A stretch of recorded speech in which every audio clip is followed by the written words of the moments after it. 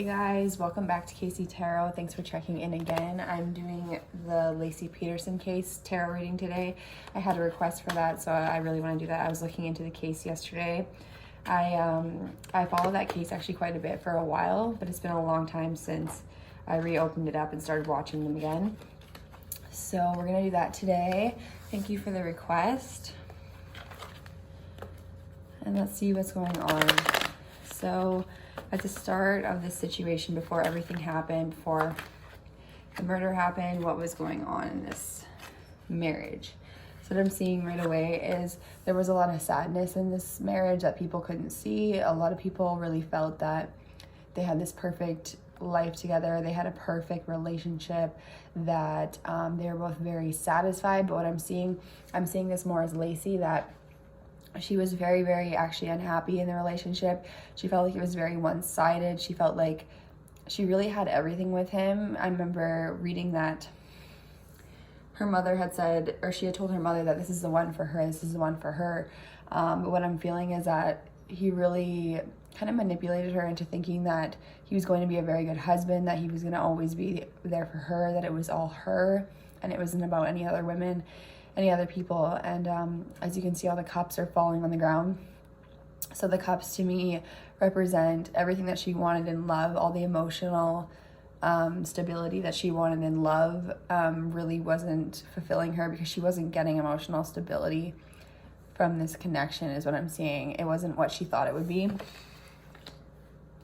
What else was happening in this case before all the murders happened? So I do see the same with the Chris Watts case. If you guys haven't seen the Chris Watts one that I uploaded, you should check it out.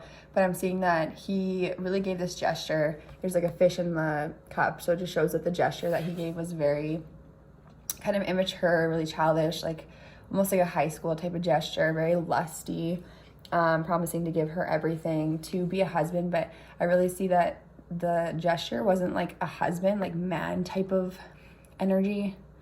It's really like a young, like learning pentacle page type of energy, okay? With the page, it's like a lot younger than a king. It's a really, really young energy, really immature energy.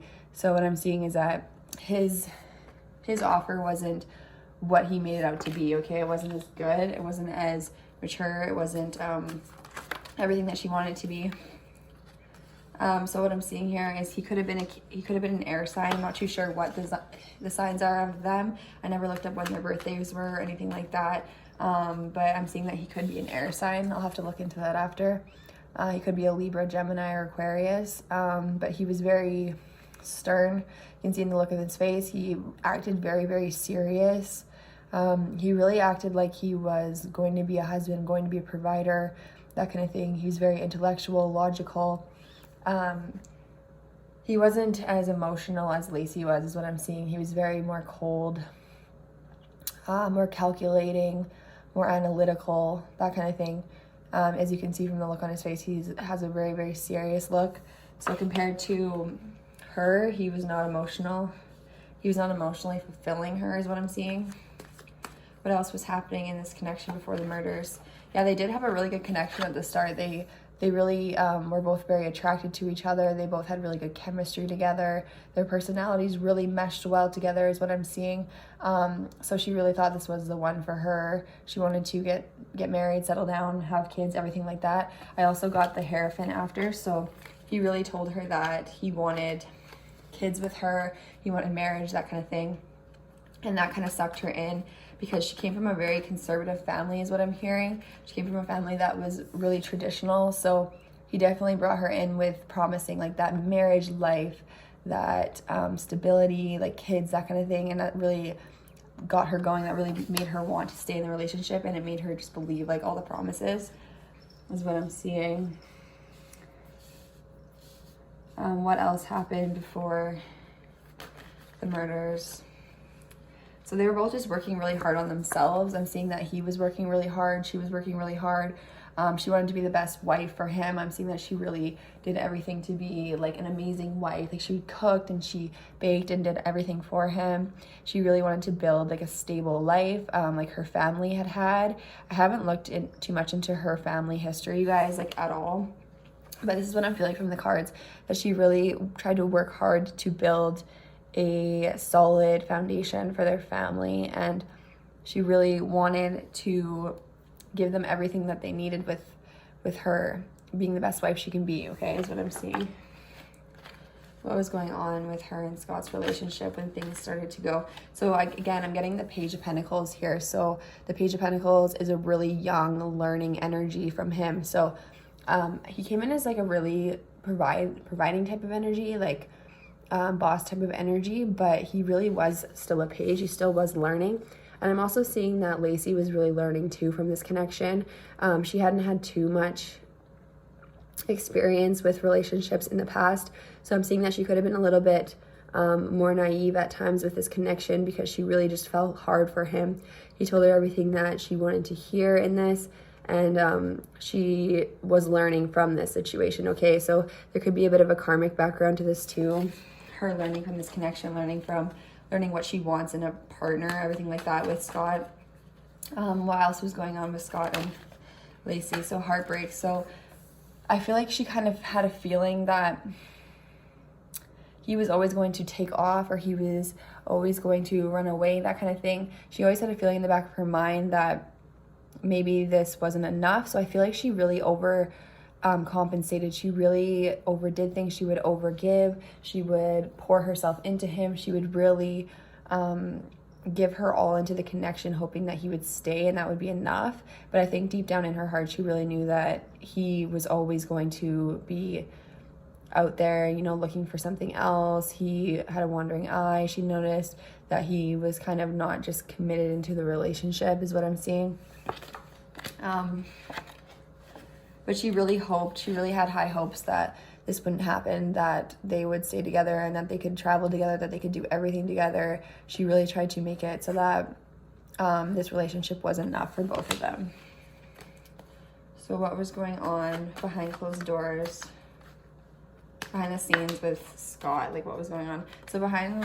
So people always said that they had like this perfect marriage and that they didn't fight and everything, but this is the fighting card. So I'm seeing that they actually did fight a lot without people knowing, like at home and stuff like that. There was a lot of fights, a lot of arguments.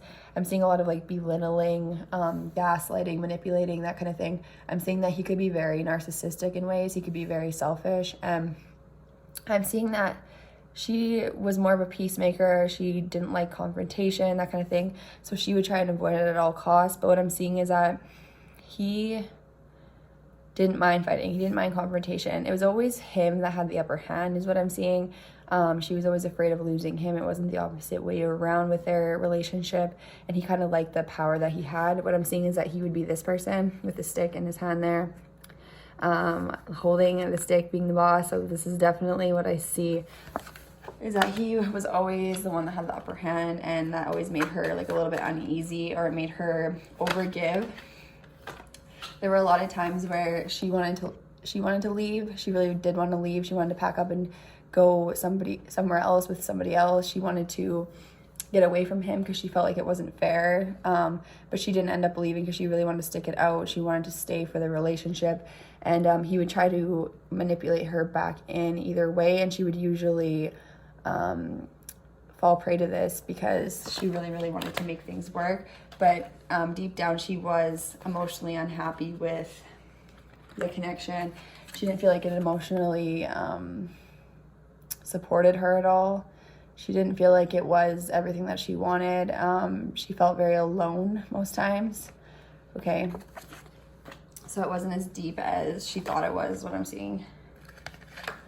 She always kind of saw him as this star, is what I'm seeing. So he was always like a star in her light, or in her life. He really brightened up her world for a long time. He complimented her. He gave her lots of things, you know what I mean? He really materially looked after her, is what I'm seeing. And that made her feel really special. He knew how to make her feel very special and like a star. Gave her lots of compliments, that kind of thing. And he would kind of love bomb her back in, is what I'm seeing. What else happened? What started to happen when things started to go bad? What started to happen? Yeah, so what I'm seeing is he was really like possessive. He was like super controlling. So if nobody he couldn't have her, nobody could, kind of thing. So anytime they would get in fights and stuff like that, he would not let her go anywhere. He really had her under control, under wraps, under his control, under his watch.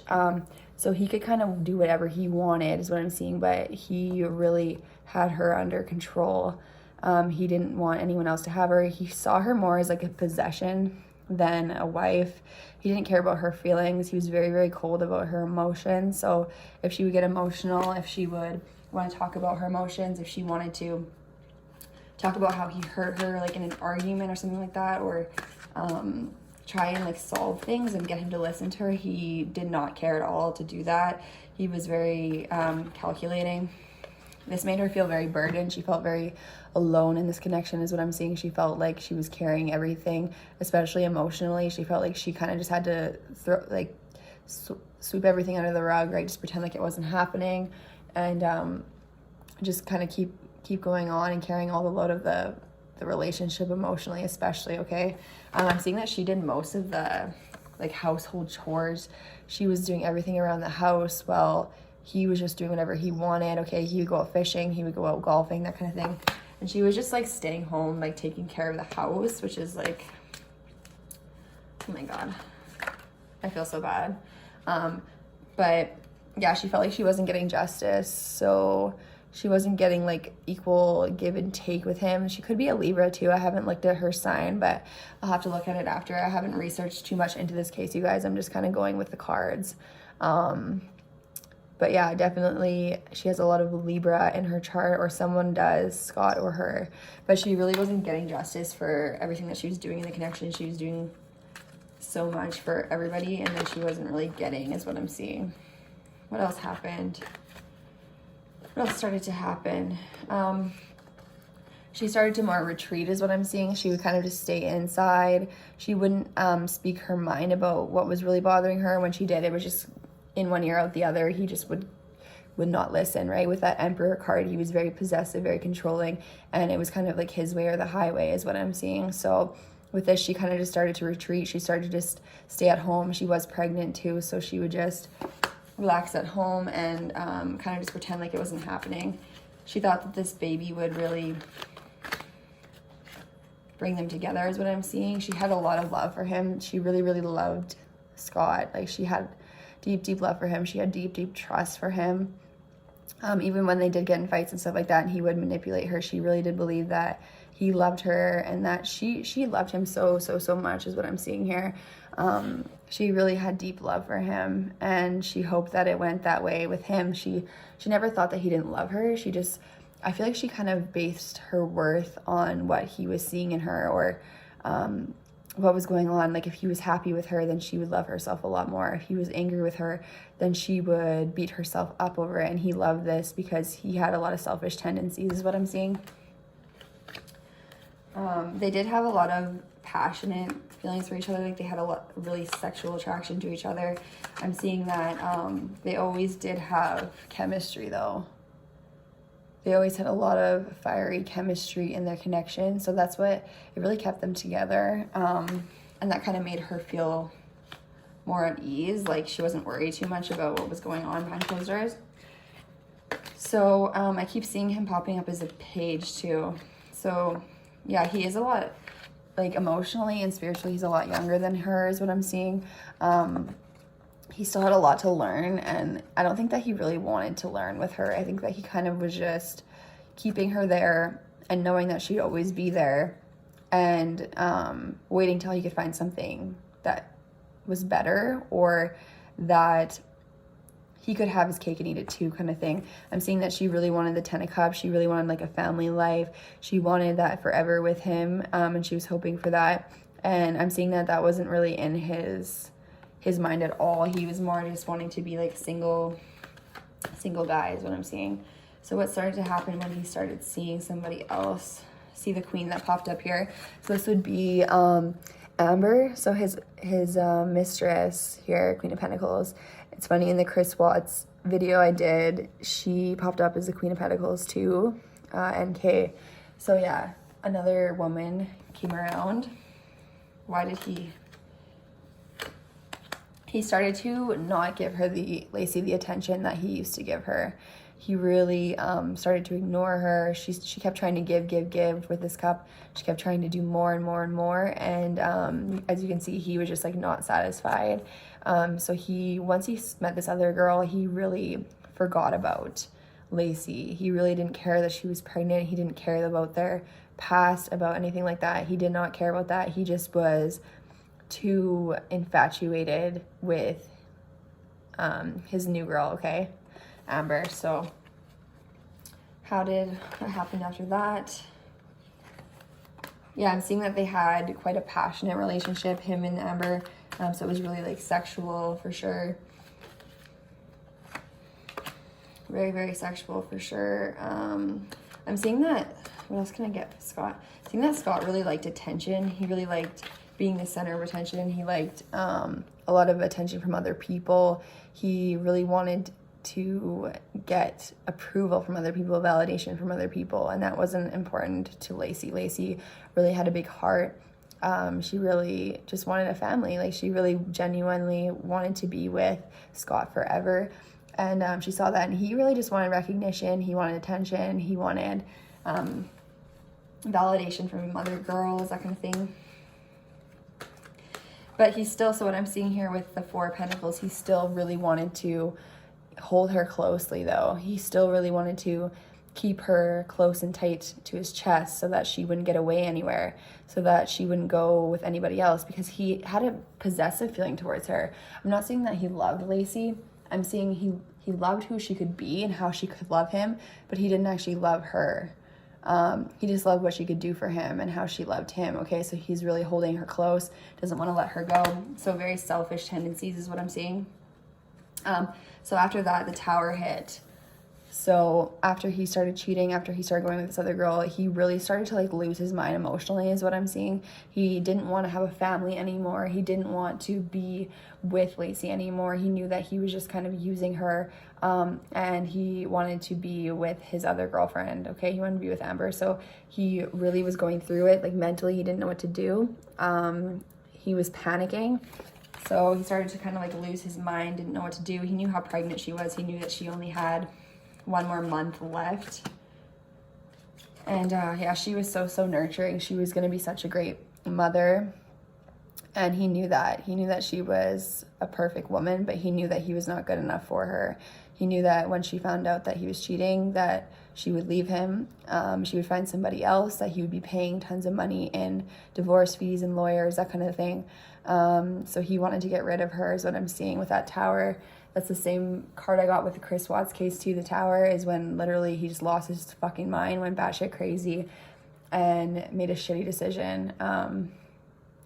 Yeah, with the Queen of Cups, I'm really seeing like she would have been an amazing mother for sure. So kind-hearted, such a good soul, and he just didn't deserve her at all. That compassionate nature she had, he could never have, okay? He was more out for himself always. So what happened? What did he decide? Yeah, he would go out celebrating all the time. I remember reading one thing in the case where he was saying it was okay that he cheated on her and she was okay with him cheating on her, and that was bullshit. He loved to go out and socialize. She didn't like it. Every time that he was out and about, she really fucking worried about where he was going. She worried about who he was with, what he was going to do. She really deep down didn't trust him. She really wanted to, but I know that she didn't. So when he would go out and celebrate, I see that he was with a lot of other women. He was out all hours of the night, like he wouldn't come home, and she knew like deep in her heart that he was with other women, okay? Because I'm definitely seeing that in that picture. But then when he would come home, he would charge forward. He would come in and act like the savior, the hero, that kind of thing. He really put himself as a hero type of energy in her life. Very narcissistic. He would come in and, yeah, try and save the day or tell her something that isn't true, or would really try and convince her to stay is what I'm seeing. So what happened after that when the murders happened? So I'm seeing too that he went and told his his mistress about this situation. So she was a real bitch to him about this. When she found out that he was cheating, that he had a wife, he told Amber. He didn't even call his wife to see where she was when she went missing. He called this other woman and told her, and she was really, she didn't put up with any shit. She literally was like, fuck you, I can't believe that you lied to me, sort of thing, and she called the cops. So I'm seeing that the reason why he did this is because he actually was feeling guilty inside about what he did, and not because of he felt guilty for Lacey. He felt guilty just of what he did, you know what I mean? Like, he felt, you know when people like rat themselves out without meaning to? It's like he got too cocky almost, and he ran to her and told her about the situation, not even thinking about the consequences. So that was a slip up on his part. He basically called his mistress for comfort. He really had feelings for her, so he called for comfort, and she saw that as a red flag, and she told the police. I'm seeing that his mistress did really well after this. Like, she probably made a lot of money because of the situation, but she did the right thing, and she went to the police and told them everything that was going on with the affair. And the affair is basically what made Scott get convicted. So without that affair, without her calling, without Amber Fry calling the cops, he probably would not have gotten convicted. Okay, so, and my phone's about to cut off here, guys. So that was for part 1, and then see me for part 2 after.